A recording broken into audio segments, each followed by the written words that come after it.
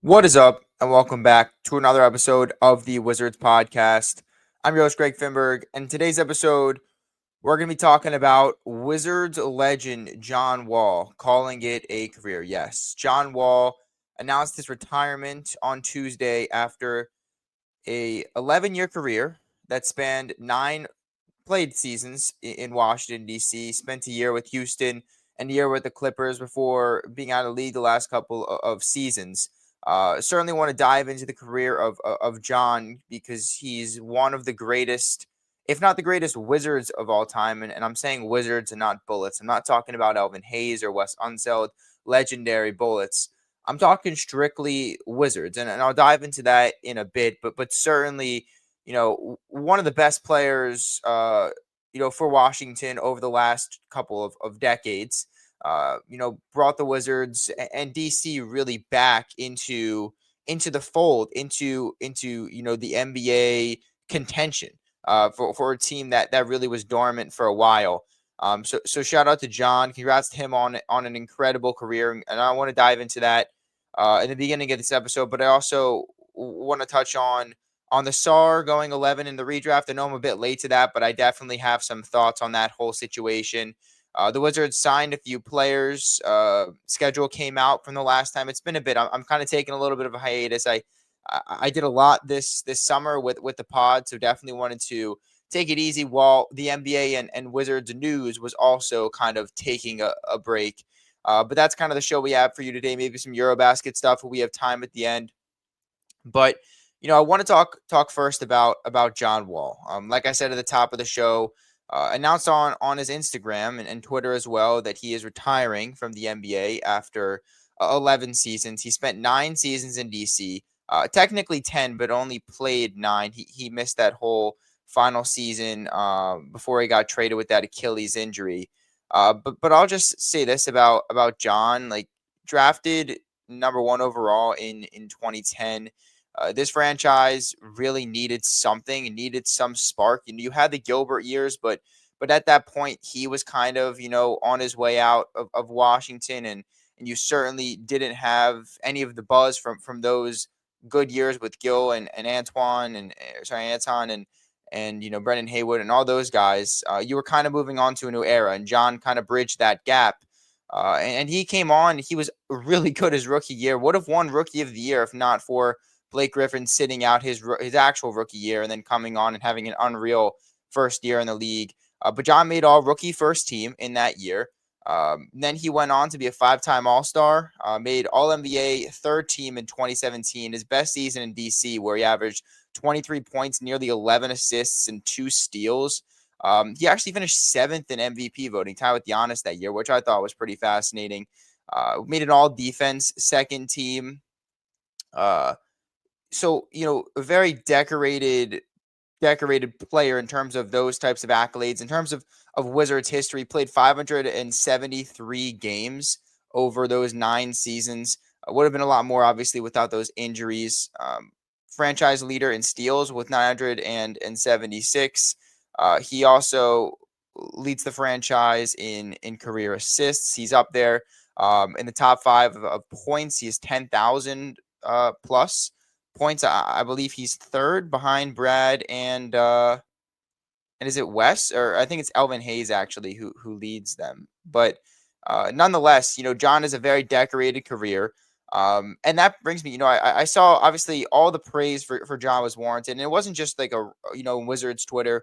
It was kind of spanning across the league. I mean, the respect he had when he was on and in his prime, he was the fastest player I've ever seen with the ball. I know De'Aaron Fox is kind of the fastest player now in the NBA, but John, man, just a blur with the ball. Like in the open court, a couple memorable plays I remember is in that Hawk series. I believe it was Game 3. The Wizards were getting killed in 2017, and he takes it coast to coast behind the back and just yams on someone.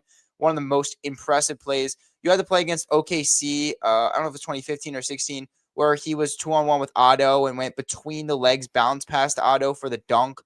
Gave the Wizards a huge lead in that game. You obviously have the 360 layups. The Christmas Day game against the Knicks, where he originally pulled it out. I was actually there with my brother and my dad. That was an insane play. He had one against the Clippers. So offensively, a blur. You knew, like, when, LeBron has the move where he looks down at the ball and he's about to shoot it.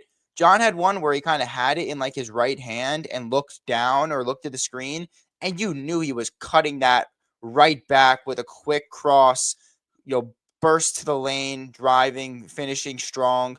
That was kind of the move that he created. Came into the league as a guy that people didn't think would be able to add a shot or shoot the ball. That was the big knock on him, and he added it. That mid range off the pick and roll with Marcin, we kind of had that down pat and was able to use that to his ability to get down lane when guys started respecting him. One of the best pick and roll players I've seen in my life. I mean, you got Chris Paul, who's up there. You got a bunch of other really good point guards, but John in that pick and roll, man, him and Marcin, just dominant, especially in the later days when they build that rapport and chemistry. Just some of the passes that one in game, I believe it was game 6 against Boston in 2017, one of those home games where he just had the most insane no look dime to Marcin in the pick and roll for the layup. Just had so many incredible passes, so many highlight reel plays. That first game against the Sixers, I believe 2018, where he just absolutely yammed on TJ McConnell.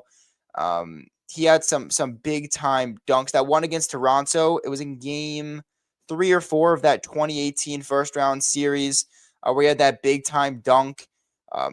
So many just highlight reel plays throughout John's career. And obviously the number one was game 6, 2017 against Boston.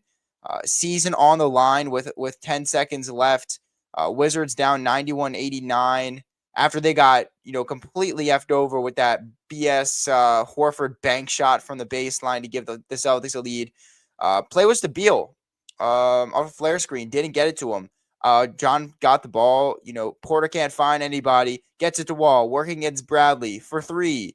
John Wall, like it. I can hear it replaying in my head. Hubie Brown was on the call, Mark Jones as well. Just an iconic shot, rising up, season on the line against a really good defender in Bradley. The confidence to just, for a not that great 3-point shooter, to have the confidence to be like, yeah, I'm him. Like I'm gonna rise up and I'm gonna make it, and he did. That's the loudest I've ever seen Capital One Arena at the time. I think it was Verizon Center, but just an insane shot. Really culminated all the hard work and effort that John had put in throughout his career. The Wizards lost that series. That was unfortunate. You had, Scott Brooks not playing Kelly Oubre in game 7. That was certainly a choice. Kelly Olynyk obviously couldn't miss. That was an anomaly, but also unlucky. A lot of things went against them in that series. IT couldn't miss with that 53 points, when the Wizards looked like they were about to maybe steal a game on the road. Just a really tough series, and they lost it. But I thought John did everything he could. I thought that shot was just iconic. Got up on the scores table, was pointing down, saying, this is my city. This is where I kind of built it up.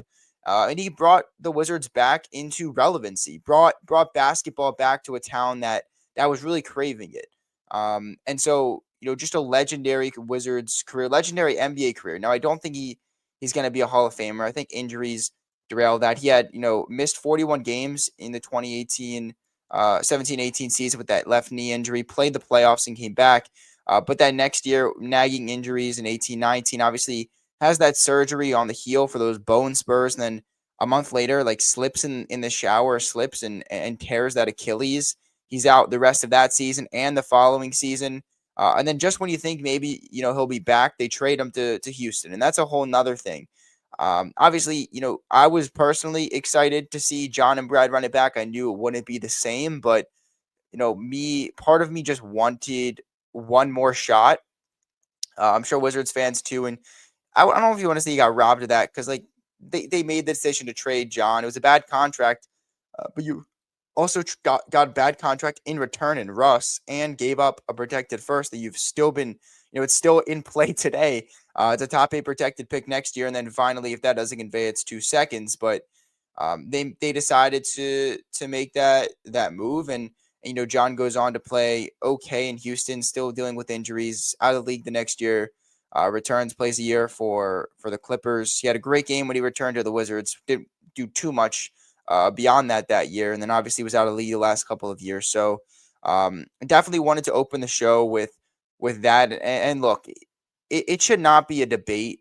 Okay, like John Wall deserves to have his jersey retired in DC. He had an interview with the Washington Post for that came out today when he retired, and he basically said, "Look, I think I've done enough. I think I've done everything I can to get my jersey up there. I think I should be there." He said it would be great for him and his family to be able to experience that back in DC. He also basically said, like, look, I think it, and I think the fans would be disappointed if it wasn't in the rafters, and rightfully so. And I think he's right. Enough time has passed to where I think in the near future the Wizards should come out and say that they're retiring the number 2 jersey. Doesn't have to be this year, but maybe next year. Have that ceremony so John can get his flowers back in DC.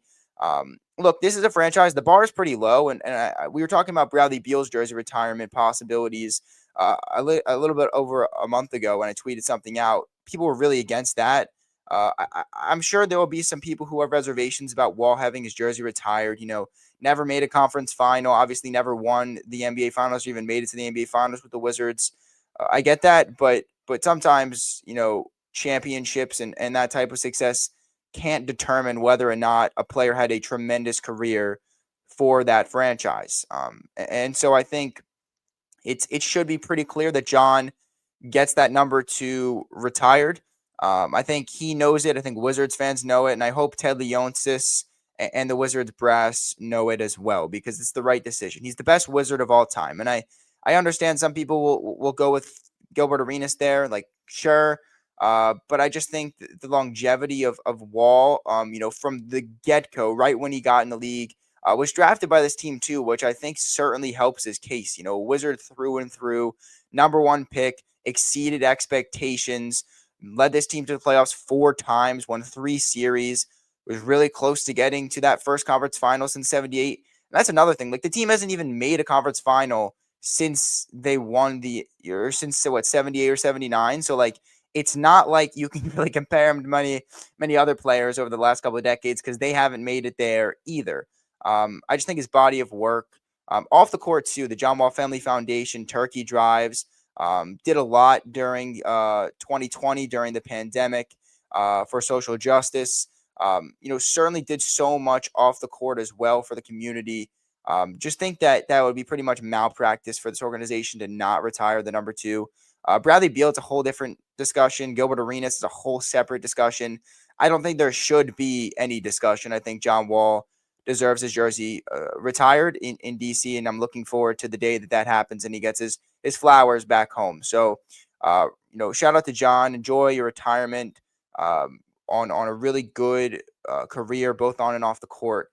So really happy for John. He's going to be starting at Amazon Prime for their NBA coverage as an analyst. So I liked what he did on NBA TV. If you saw any of his spots there, really knows the game, obviously. Really smart player, as you knew from his Wizards days. So I'm excited for John in this next chapter, and congrats to him on his retirement. That brings me to the second part of this pod, which is the Athletics 2024 NBA draft redraft.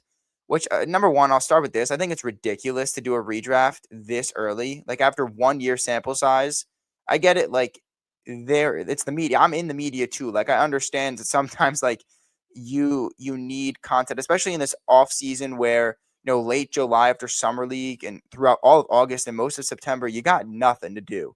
Not much is happening. And so I don't blame the Athletic for writing this story. I just think it's kind of a ridiculous exercise to do redrafts after just 1 year, especially with so much upside and potential still there for a lot of these guys. But I understand they have a job to do as somebody, in that job too. But if you missed it, the Wizards had 3 guys in that redraft, obviously. 3 notable guys. Alex Sarr went number 11, which is crazy. Keyshawn George went number 13, and Bub Carrington went number 16. So I'll read you off who they have in front of Sarr, and then I will break it down for you.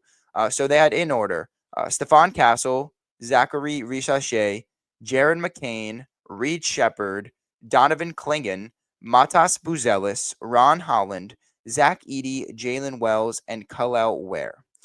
Now, look, I'm not going to say Sarr should have gone 2 like he did that year. Like, if you're actually doing a redraft, I wouldn't even have Sarr probably in the top 3 or 4. I'd have him at 5 or 6.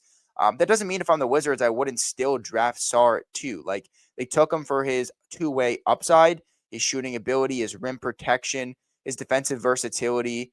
The upside, obviously, at just 19. Like, these are all in place still. Like I said, it's been only a year since he made all-rookie team.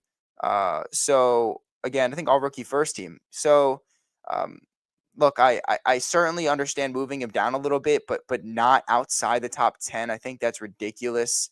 You can look at his numbers and say, yeah, sub 40% from the field for a 7-footer is ridiculous. Only 31% from three is not good for a guy that takes a lot of threes. But I still really liked his rim protection. I still really liked individual games he had. Dropping 30 plus in Denver.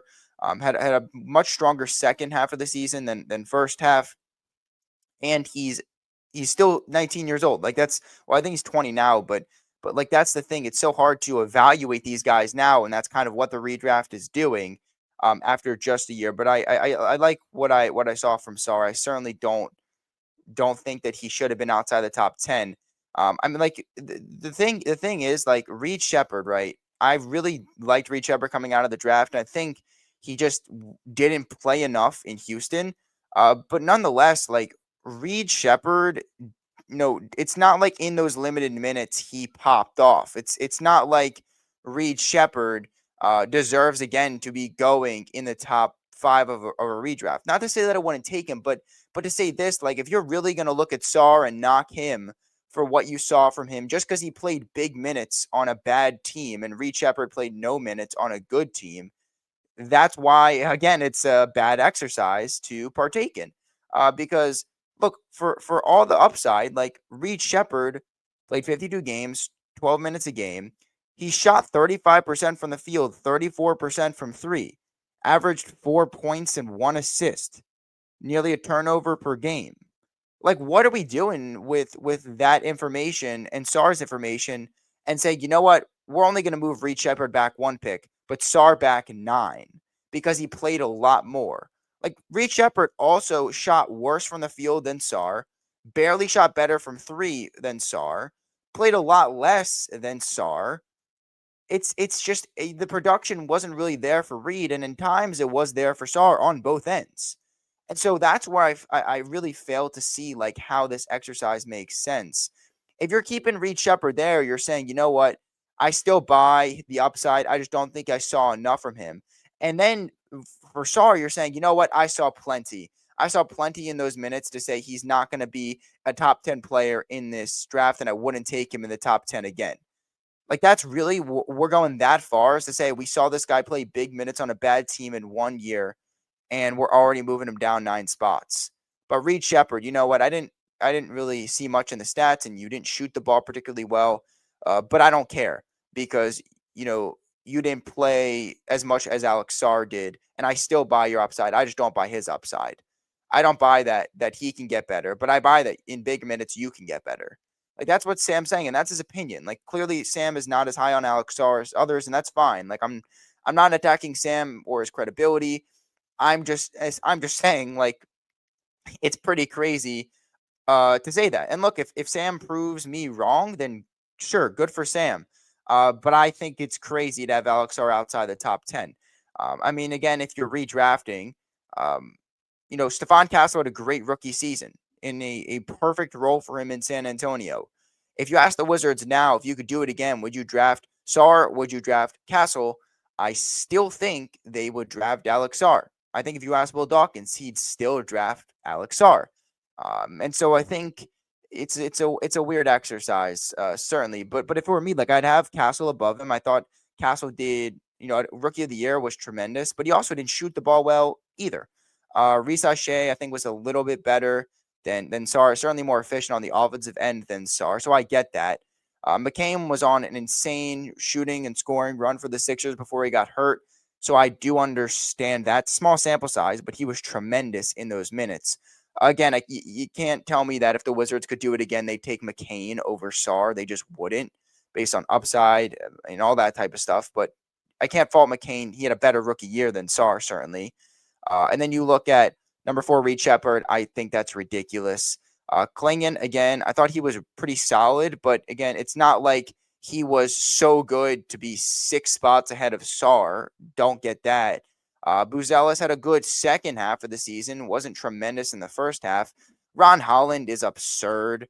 Again, Ron Holland struggled the same Alex Sarr struggled. Really struggled shooting the ball, being efficient on offense. Thought he was a good defender, but certainly not that much better than Sarr to be like, hey, take him 4 spots ahead. He's also on a way better team, way better defensive team. So take that for what it is. Edey and Wells, I get those a little more just because they were really solid, especially Wells. Like I thought he could have won Rookie of the Year. So, like, those I'm not too mad about. And Khalil Ware as well. Like, I thought Khalil Ware was a very solid, underrated rookie.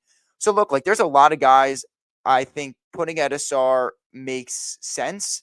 I don't know if I would also do it, but I think if you had Sarr at 7 or 8, like, I could understand that. But putting him all the way outside the top 10, I think, is a little bit of a stretch. There was also a debate on Twitter. If you follow Brett Usher, he posts a bunch of basketball highlights and stuff. He's a great follow.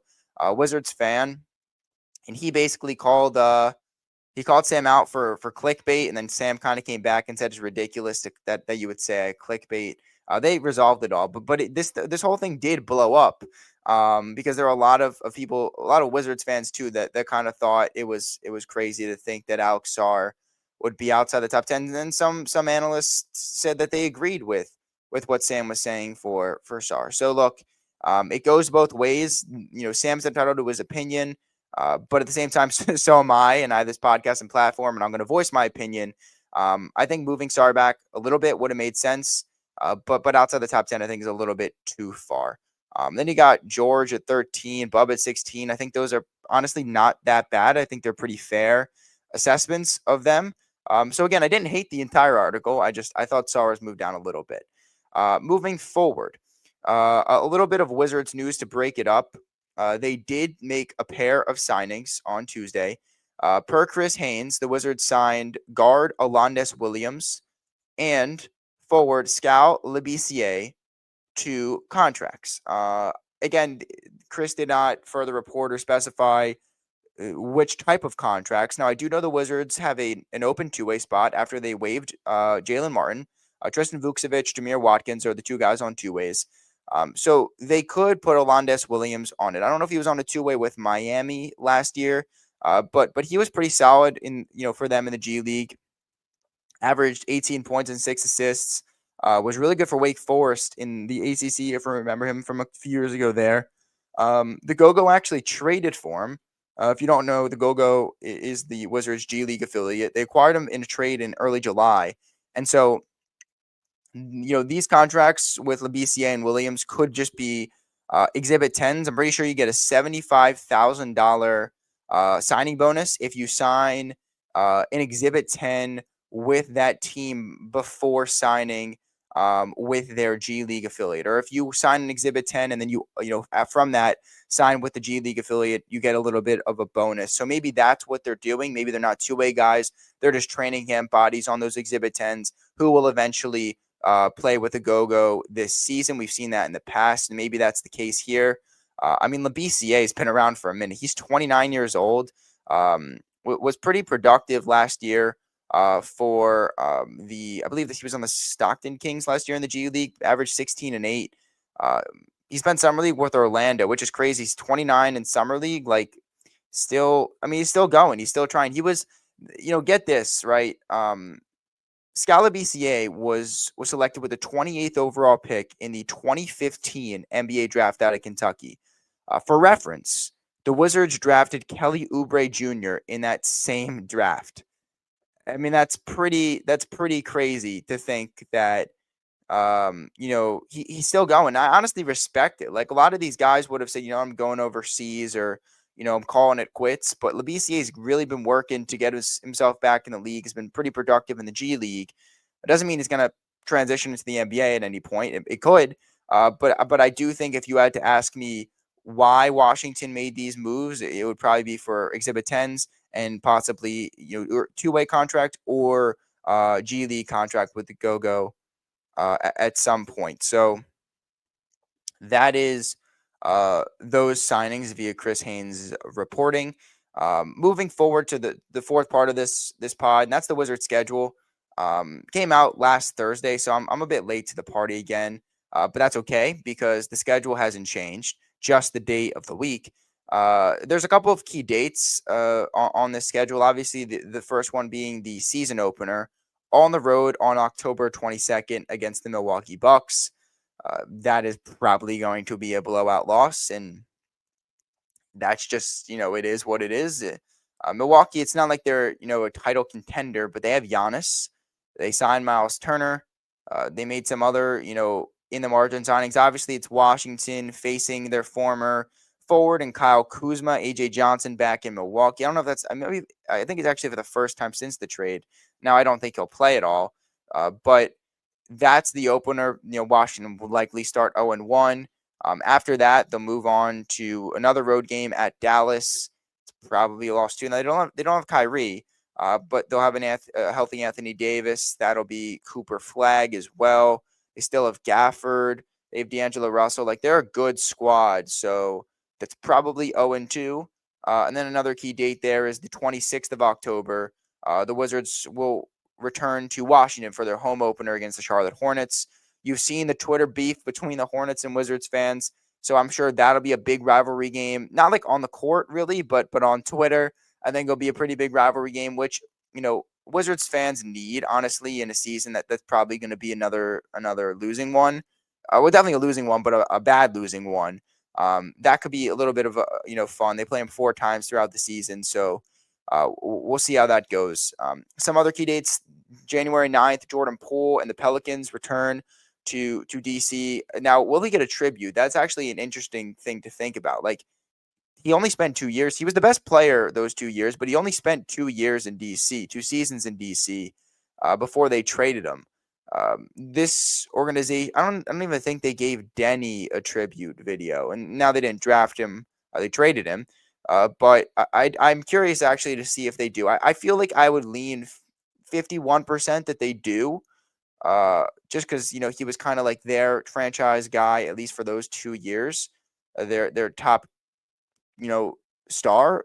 I guess star sounds weird on teams that didn't win 20 games, but still star, best player. So maybe they give him a tribute. I don't know, but that'll certainly be a game I think a lot of fans circle. And then you also got March 20th. That's the Lakers and LeBron James coming to DC. Maybe it's LeBron's last game in DC. Maybe not. I don't know if he's going to do a farewell tour or if he's retiring. And you never know. Maybe the Lakers face the Wizards in the NBA Finals this year. I'm kidding. Maybe not. But that would be the only other way LeBron and the Lakers could come back to Washington. That's another game. I mean, it's going to be like 75% Lakers fans. It always is. So, take that for what it is. It's probably going to be another blowout like it's been the last couple of years. Take that for what it is, too. But nonetheless, that's kind of the way. I kind of see some big games. The Wizards do have 2 national TV games this year. They had 0 all of last year. They're on Prime Video against the Milwaukee Bucks and then Peacock versus the Detroit Pistons. Again, are those really national TV games? I don't know. Like, they're streaming services that you have to pay for. It's not like it's on cable. It's not like it's on, even if you have YouTube TV, you don't get it. It's not on ESPN or TNT or ABC. It's on Peacock, which you need a subscription for. It's on Prime Video, which I believe you need a subscription for. So I honestly don't consider those national TV. Like, I feel like everybody should be able to watch. It's the same with the NFL doing like Christmas Day games on Netflix, Thursday night being on Prime. It sucks, honestly, for the sport. It sucks for the fans that want to watch the games. And the worst part is that it's blacked out. Like, you pay all this money for NBA League Pass, and just because it's on another streaming service, it's blacked out. Like, I'm 99% sure that's how it is for ESPN and TNT games, at least. So I would assume it's the same. Like, even if you have League Pass, you pay hundreds of dollars for it. Just because another streaming service has the rights to that game, you have to buy another streaming service to just watch that game. So I mean, that sucks inherently. Honestly, I'd rather them just not play those games on Prime Video or on Peacock. Just like don't give them those games, and then you can watch it wherever. It don't want to be blacked out if you have like Monumental because that's in local area. Um, at least I don't think. But at the same time, like those are their two technically quote unquote national TV games, which I don't really think count, but nonetheless. And that's kind of some of the key parts of their schedule. I'm looking forward to kind of seeing how they start the season. It's a and this is I'll say this, like it's a tough schedule because they're the worst or one of the worst teams in the league. Again, if like a team like um, I'm blanking. Like the Thunder had the Wizards opening schedule, you'd be like, oh, that's not that bad, honestly, because it's the Thunder and they really look down on pretty much most opponents, and then they can beat most opponents. But I think for most teams, they'd even consider it a daunting schedule. Certainly for a team like the Wizards that is expected to be pretty bad, it's a daunting schedule. The first 10 games at Milwaukee, at Dallas, versus Charlotte, versus Philadelphia, at OKC. That's the first five. I think all of those road games will be losses. Charlotte, I think they can win, but again, Charlotte's not like a bad team. I don't think like they were in the last couple of years. They're not a contender, but they got LaMelo healthy. I would assume LaMelo and Brandon Miller. They obviously brought in some other veterans throughout the offseason to help out. They certainly have the talent to be able to compete. Miles Bridges as well, which again, that's a whole nother discussion as to why he's still in the league or a team still employs him. But they have a decent team, so that's not a rollover or pushover like it has been in the past. And so I would assume, let's just say for like the Wizards' sake and like the sanity of the fan base, that's a win. You got Philadelphia the next night. And like I know they were bad last year, but McCain's back healthy. I think PG, I would assume, is healthy for this game. And I don't even know what the deal is with Embiid, but like maybe he's back. They still have Maxey. They still have Edgecombe, obviously, and they still have a good team. So I think disregarding last year, the Wizards probably lose that game, and then obviously they lose at OKC. That puts them at either 1-4, 0-5. Home against Orlando, again, they were really good. I think they swept. No, I know they swept the Wizards last year and probably the year before. That's probably a loss. At New York, loss. At Boston, I know they're down, but they still have Jaylen Brown, Derek White, Peyton Pritchard. They're still a good team. So again, I think that's probably a loss. Home against Cleveland, loss. Home against Dallas, probably a loss. And so you're looking at like probably 1-9, 0-10 maybe at best, maybe 2-8. Like again, it's a really tough start against a lot of teams that expect to be in the playoffs or right in the thick of it throughout the season. Some title contenders in there as well with Orlando, New York, OKC. So Cleveland, certainly. And then it doesn't get easier. I mean, you're at Detroit, you're at Houston. That's probably another 2 losses. You get a breather when you come home against the Nets, but then the next night you're at Minnesota and then have 2 more road games. So, like, it's going to be a really tough start to the season. Hopefully they don't get discouraged. Hopefully the young guys show something. And you got Middleton, you have McCollum there. You have guys that can help you. And you're certainly a better team than you were the last 2 years at the beginning of those rebuilding seasons.